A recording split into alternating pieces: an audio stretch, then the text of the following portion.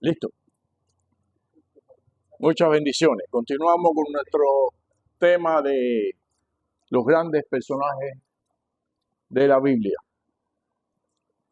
Hoy vamos a ver uno de los hombres de Dios que es muy venerado por el pueblo de Israel. Ellos saben que Abraham es su simiente, es su padre, son sus padres. Ellos saben que descendieron del lomo de Abraham.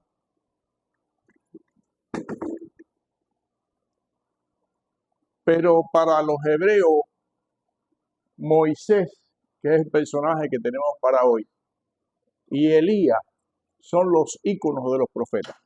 Es lo máximo para ellos.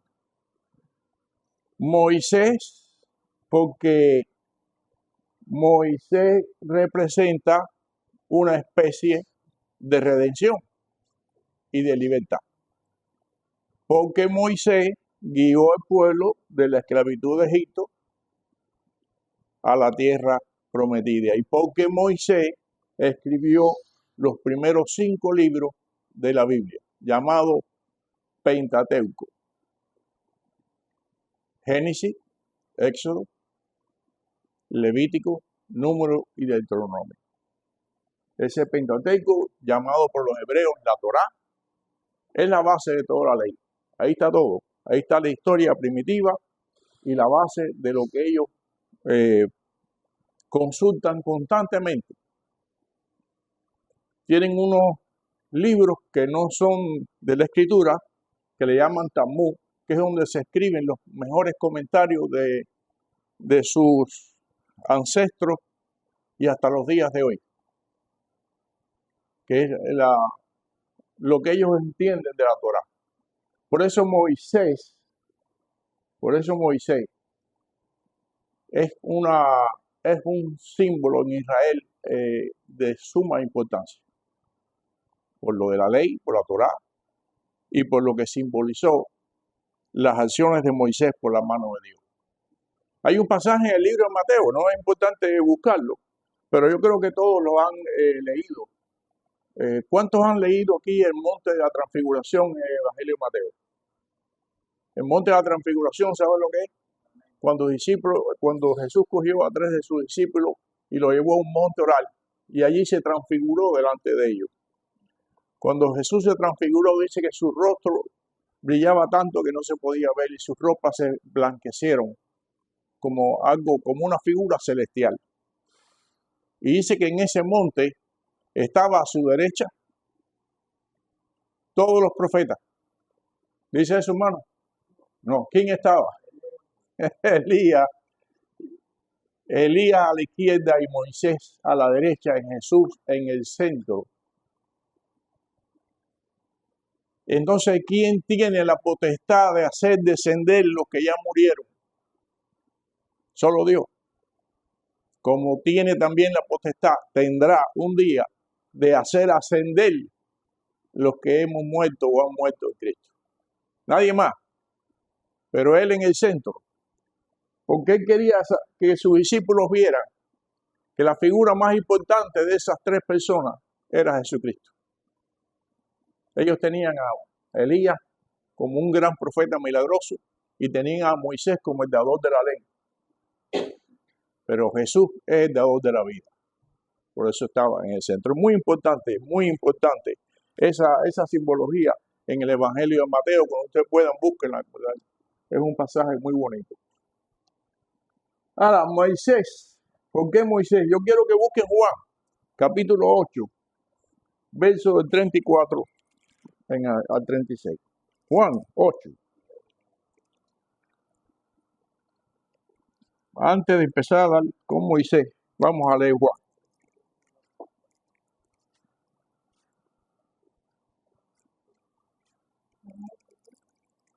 Del 34 al 36.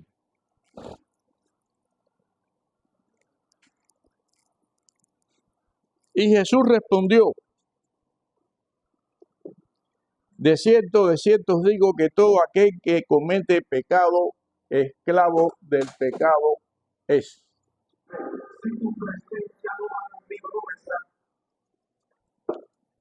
de cierto os digo,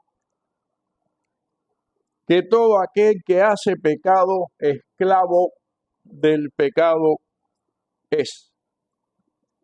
Y el esclavo no se queda en la casa para siempre, sino el Hijo es quien se queda para siempre. Así que si el Hijo os libertare, seréis verdaderamente libres. ¿Por qué la simbología? Esto aquí está diciendo Jesús, el pecador se convierte esclavo del pecado. El que hace pecado se convierte esclavo del pecado. Yo recuerdo que Andrés tenía siempre una ilustración para las personas que tenían vicio. En este caso, siempre tenía esta ilustración para los que fumaban. No es el único pecado. Hay muchos y ahí son peores. Les digo una cosa. Ojalá que todos los pecados del hombre se resumiera a fumar. Porque el que fuma solo se hace daño a sí mismo. Ojalá que ese fuera el único pecado grave del ser humano. Pero él tenía esta ilustración porque muchos de los que iban a la iglesia incipientemente en los primeros tiempos que escuchaban del evangelio y les gustaba, le decía, pastores, ¿qué? Le decían al pastor de nosotros, le decían, pastores, es que a mí me da mucho trabajo dejar de fumar. Yo nunca he tenido ese tipo de vicio, pero yo sé que todo el mundo dice eso. Es que no puedo dejarlo. Porque esa persona que tiene esa adicción es esclava de esa adicción. Esclavo no puede dejarlo. Y yo recuerdo que un día le dijo a un hombre, le digo, tú siempre has sido un hombre macho. Sí, pastor, eso no. Y entonces, ¿cómo te dejas dominar por una cosita tan chiquita?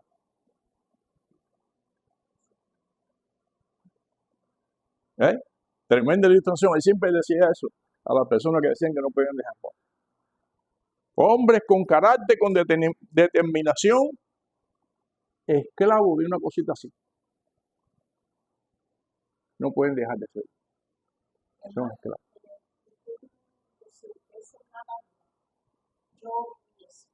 Es una atadura.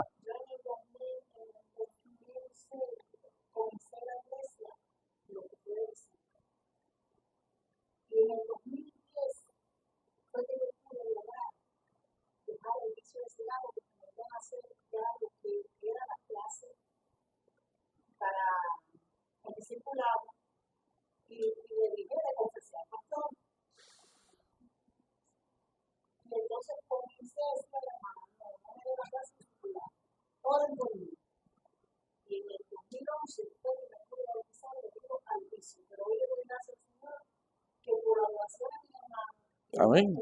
Yo sé que es una atadura. Cuando yo nací, ya mi papá tenía un tabaco en la boca.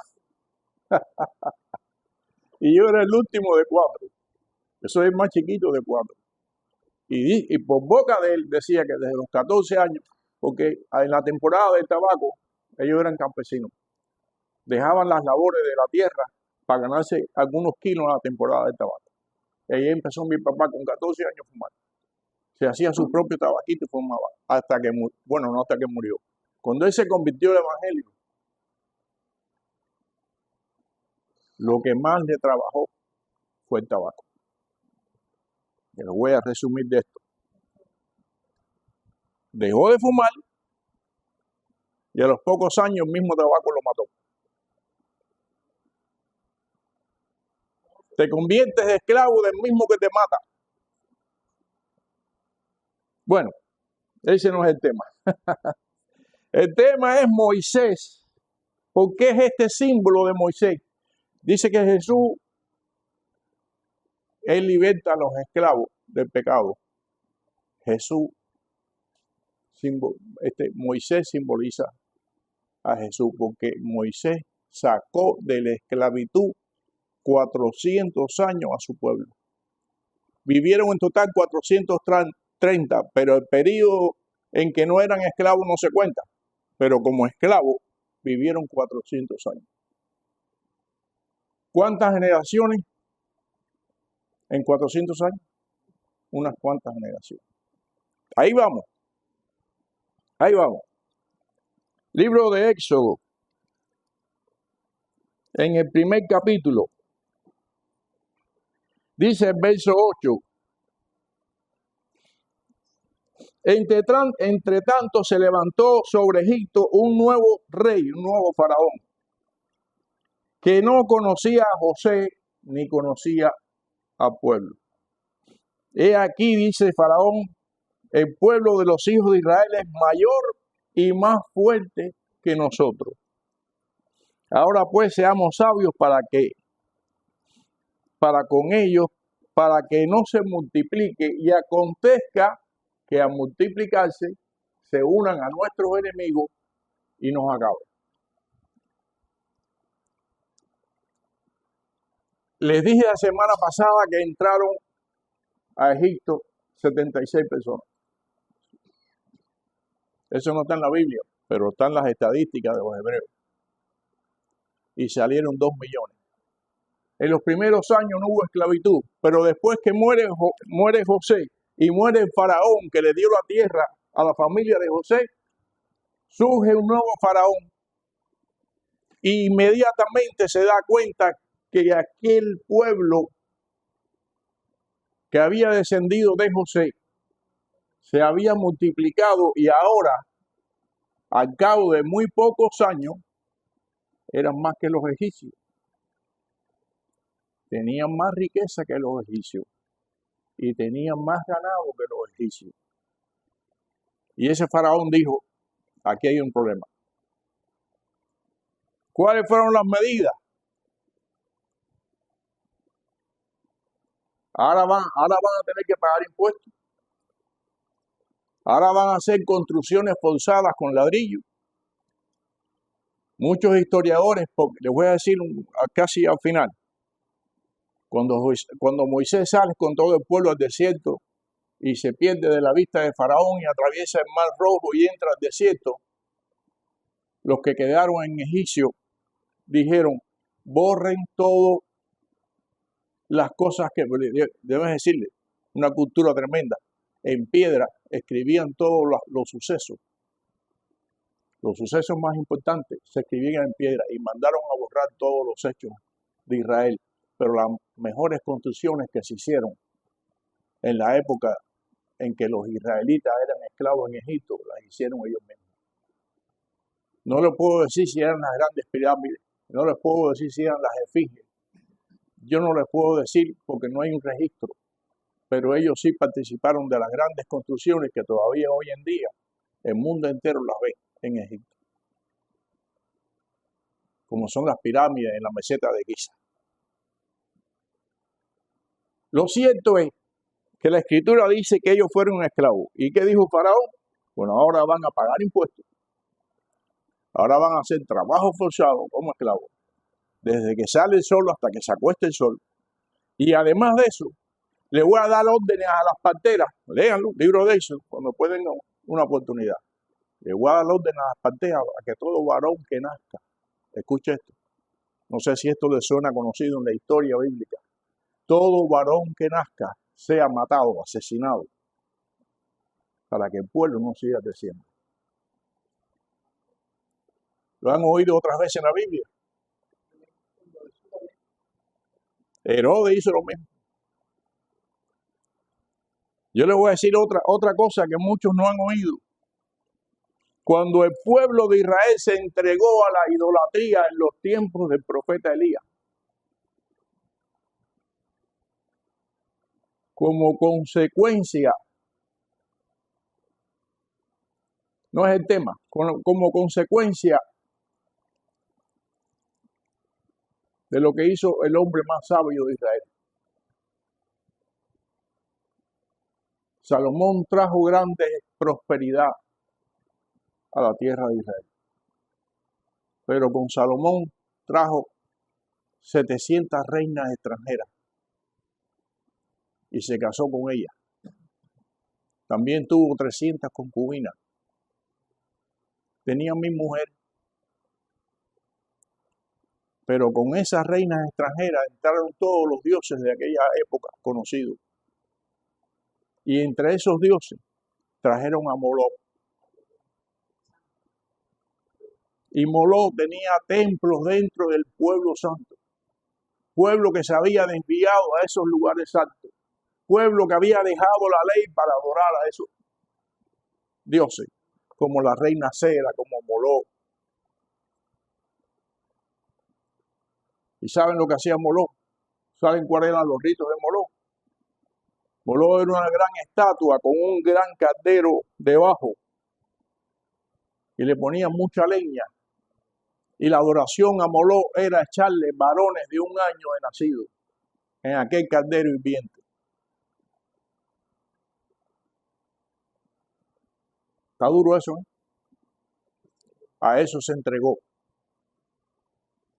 Cuando el hombre pierde la visión de Dios, hace atrocidades. Hoy lo estamos viendo. Hoy lo vemos. Cuando el hombre pierde la visión de Dios, hace atrocidades. Cuando se separa de la mujer, lo vemos toda la semana. Mata a toda la familia, incluyendo sus hijos, entregados a Moloch, y después se mata a él. Esto no es nuevo.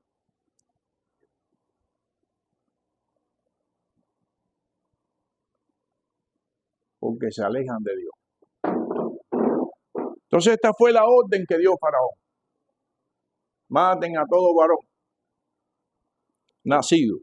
Y entonces en el capítulo 2 aparece. En el capítulo 2. Perdón. Sí. En el capítulo 2. La orden era matar los niños. Y la mamá de Moisés lo sabía. Y nació aquel hombre, aquel niñito hermoso. Y dijo, yo no voy a matarlo. Lo voy a poner en las manos de nuestro Dios. Y dice que la mamá de Moisés, capítulo 2, lo pueden leer, no se lo voy a leer, pues nos coge mucho tiempo. Hizo un canastro que hasta los días de hoy las mujeres que dan a luz lo preparan. Mira, el niño va a nacer y todavía tú no tienes en Moisés. ¿No es así? En mi cultura era así, Agustín, no sé, en tu país. Hacen un canastrico y ahí ponen los culeritos y las cosas, los chécheres de los muchachos, ahí ponen las cosas. Le dicen Moisés. Eso viene de aquí. Y la mamá de Moisés cogió un canastro, lo tejió, lo califateó, le puso tapa y puso el niño y lo puso en las manos del Nilo, encomendándolo a Dios. Pero cuando Dios tiene un propósito con uno, no importa por donde tú pases, Él te va a llevar a su propósito. Y le dijo a la hermana María, vigílamelo, a ver a dónde va a parar este canastro, porque yo no lo voy a matar. Había un propósito con Moisés. Y el canastro aquel, de casualidad, fue a parar a donde se bañaba la hija de Faraón en el Nilo. Eso fue de casualidad. ¿Ustedes creen eso? Y el canastro aquel llegó y fue a dar a las manos de la hija de Faraón, que se bañaba con todo su séquito allí en el río. Y lo cogió y lo abrió y dijo, este es de los hebreos. Y preparó un cuchillo a matarlo. ¿Hizo eso? No. Y María, que estaba ahí cerquita mirando a la hermana de Moisés, y le dijo, se mira la hija de Faraón y le dice, y ahora este niño yo lo quiero cuidar. Le dijo a María, búscame una nodriza para que me lo críe, pero es mío. Y María dijo, enseguida te traigo la nodriza. Y fue corriendo donde estaba su mamá. Y dijo, ven, ¿para qué tú crías a tu hijo? Los propósitos de Dios. No hay vez. Que yo no sé cuántas veces yo he leído esto, pero no sé cuántas veces yo he dado clases de esto. Pero no hay vez que la dé que no me emocione. Mira las vueltas que da en la vida uno, las cosas por las cuales uno tiene que pasar. Pero cuando Dios tiene un propósito con uno, No importa lo malo que parezca el avance, tú vas a cumplir y yo el propósito de Dios. Llena que vueltas. Así, búsquenme una nodriza, y la nodriza era la mamá de Moisés. Y ahí fue Moisés educado y criado en palacio, como digno de un príncipe, porque había un propósito con Moisés. Fue criado y educado en palacio. Y dice que ya grande, vestido como egipcio, pero él sabía su historia. Él sabía que no era egipcio, él sabía que él era hebreo. Y su propia mamá lo crió y le dio instrucciones. Tú no eres egipcio, tú eres hebreo. Y le hizo la historia, y Moisés sabía eso. Y un día había un capitán egipcio golpeando a un esclavo, y él se enfureció y fue y lo mató. Y no importa que haya sido familia de Faraón adoptiva, tuvo que huir, y tuvo que huir al desierto. Y fue a un lugar un poco distante de Egipcio, llamado la tierra de Medián. Y allí conoció a sus dos mujeres. Bueno, conoció a una, y Jetro, su suegro, le enganchó la otra. Bueno, esa es la historia de Moisés. Entonces, en el desierto, en la tierra de Medián, estaba él pastoreando las ovejas de su suegro. Léanlo, porque es que eso está, no se va a cansar de leer esa historia. Está muy, muy interesante. Pastoreando las ovejas de su suegro, ve que un fuego en una salsa es casi que el único arbusto abundante que hay en el desierto. Y la salsa no es más que un arbusto con pocas hojas, con mucha grasa, y los camellos se la comen. Esa es la salsa. Y ve que hay un fuego, una salsa, y Moisés se acerca a la salsa que estaba ardiendo. Pero Moisés se dio cuenta que ese fuego no consumía la salsa,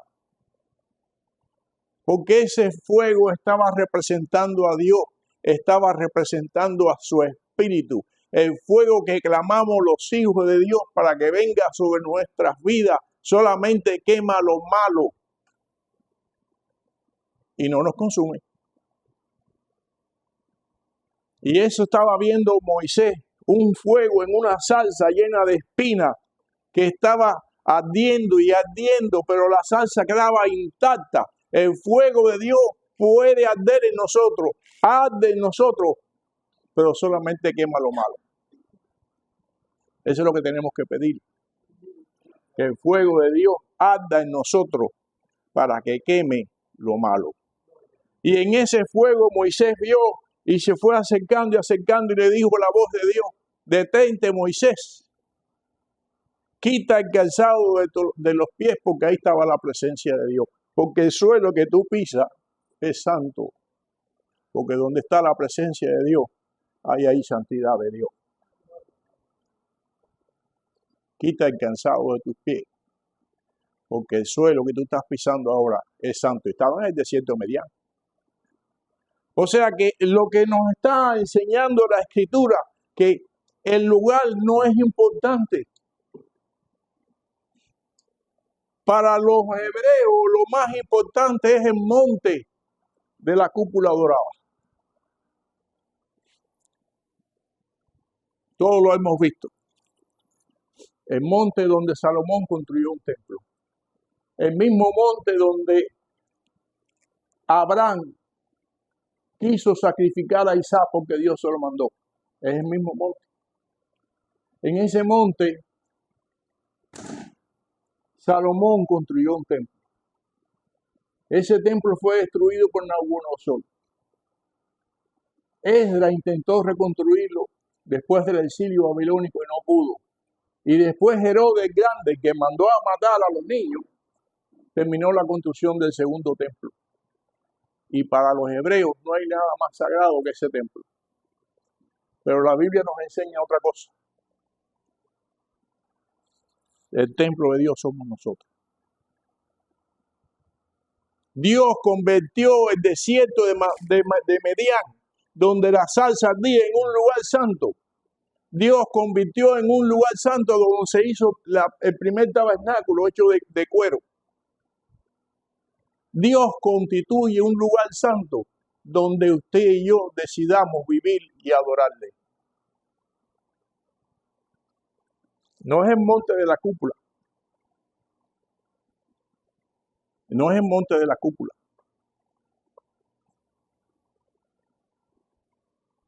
Es donde estén los hijos de Dios reunidos. Y después en el Nuevo Testamento, en la Escritura dice, vosotros sois templo del Espíritu de Dios. O sea que el lugar físico no representa la santidad. La santidad la representamos cada uno de nosotros. El desierto de Medián estaba muy lejos de donde está actualmente el monte de la cúpula, el lugar del tercer templo, que se va a construir. Se va a construir. Está hecho. Cuestión de tiempo. Y ahí estaba Moisés en el capítulo 3. Y le dijo Dios, yo soy el Dios de tus padres, el Dios de Abraham, el Dios de Isaac, el Dios de Jacob. Y ahora te estoy diciendo a ti, ve delante de Faraón y dile, deja salir a mi pueblo para que me adore. Y ahí empezaron los peros.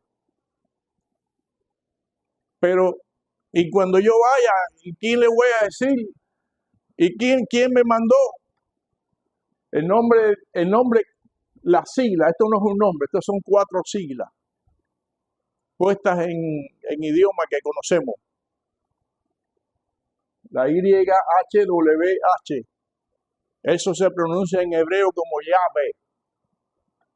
Las traducciones no correctas, hechas al español, le pusieron Jehová. Eso no existe en el hebreo. Yahvé es la pronunciación correcta de Dios. En hebreo se escribe eso que está aquí abajo, de aquí para allá. Dice lo mismo, Yahvé.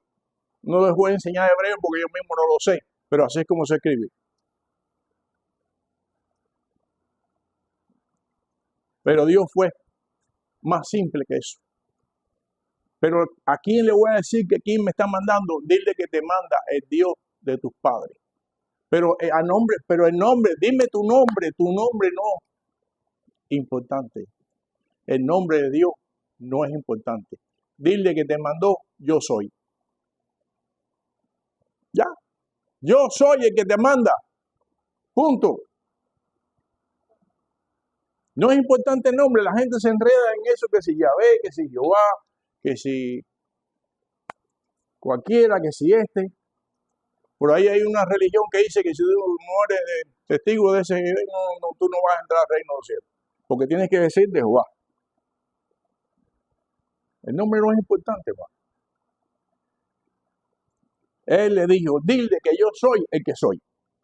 Y punto. Y así se presentó. Ya, yo soy el que soy, yo te mando. Yo, el Dios de Israel, te mando delante de Faraón. Y así fue una. Le dijo, vete de aquí. Yo no te reconozco, no sé quién es Jehová. Ni por qué tú vienes a estar a mí o estoy yo a decir, deja salir al pueblo. Y lo que hizo, lo que provocó esa acción fue que Faraón le dijo a los capataces, ahora obliguen más a trabajar doble, porque si ellos tienen tiempo de ir al desierto a adorar a su Dios, es que están ociosos. Aquello le trajo problemas a Moisés. No importa los problemas que le traiga. Si tú te encomiendas en el nombre de Dios, vas a tener problemas, no voy a decir que no. Sí va a haber problemas. Pero también vas a tener la victoria. Y fue una, y fue otra. Y cada vez que Moisés se retiraba de la presencia de Moisés, venía una plaga. Le voy a decir por arribita. Fueron 10. Pero 9 veces fue Moisés delante de la presencia de Faraón. Primero todo se convirtió en sangre. Después todo se convirtió en rana. Después hubo piojo. Después hubieron plagas de mosca. Después hubo muerte de todo el ganado. Después hubieron úlceras. Después cayó granizo. Después vinieron las plagas de las langostas. Y por último una gran tiniebla que no se veía a la luz del sol. Y cuando venía la plaga, Moisés decía, ok, está bien, dile a tu Dios que quite la plaga. Cuando la quitaba, Moisés decía, pues ahora no. La lucha contra el enemigo no es fácil. Nadie dice en ninguna parte de la Escritura que la lucha contra nuestro enemigo de las almas es fácil. En ninguna parte dice que la lucha es fácil. En ninguna parte dice que nosotros vamos a caminar por un camino ancho y espacioso. En ninguna parte dice que los hijos de Dios van a entrar al reino de los cielos, así como por una gran vereda. No, dice todo lo contrario. Es necesario que a través de muchas tribulaciones, escuche bien, es necesario que a través de muchas tribulaciones entremos en el reino de los cielos. Y esas tribulaciones fue la que le dio la libertad al pueblo hebreo. Y en la plaga número 9 le dijo Faraón a Moisés, vete de mi presencia porque no me verás más. Y ya Faraón había dado orden para que matara a todo primogénito de Israel. Lo que pasa es que esa orden se viró. Y la última plaga fue la muerte de cada primogénito. Y en esa plaga última, donde murió todo primogénito de Israel, vino la liberación del pueblo. Lean la historia, no se pierdan los detalles. Pero antes de la última plaga, porque estas son las cosas que hace Dios. Antes que viniera la muerte del primogénito, Dios ordenó a toda la nación hebrea que allí estaba viviendo en esclavitud que celebraran las fiestas de Pascua, porque las fiestas de Pascua simbolizan la salida de la esclavitud a la libertad. Eso es Pascua. No lo voy a explicar hoy, lo voy a dejar solamente anunciado. Las fiestas de Pascua es una celebración que todos los judíos hacen todos los años, recordando que una vez fueron esclavos en Egipto. Y estas son las cosas que hace Dios. Manda hacer fiesta de liberación cuando todavía son esclavos. ¿No cree que está un poco gracioso eso? Todavía eran esclavos, todavía vivían bajo la mano de Faraón. Y les dijo, ahora hagan fiesta, festejen, alaben a Dios, no importa lo que estés pasando, porque cuando tú alabas a Dios y tú haces fiesta para Él, Dios te va a liberar.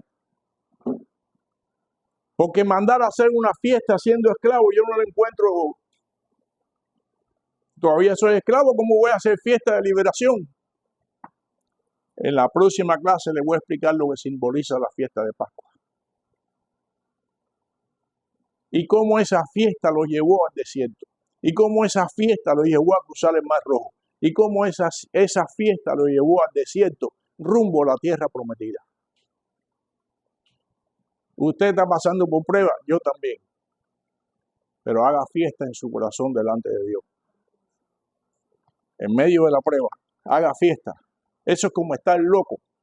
Estás enfermo, estás pasando por situaciones difíciles, estás pasando por economía que nos están destruyendo, pero haga fiesta porque la fiesta te va a liberar delante de Dios.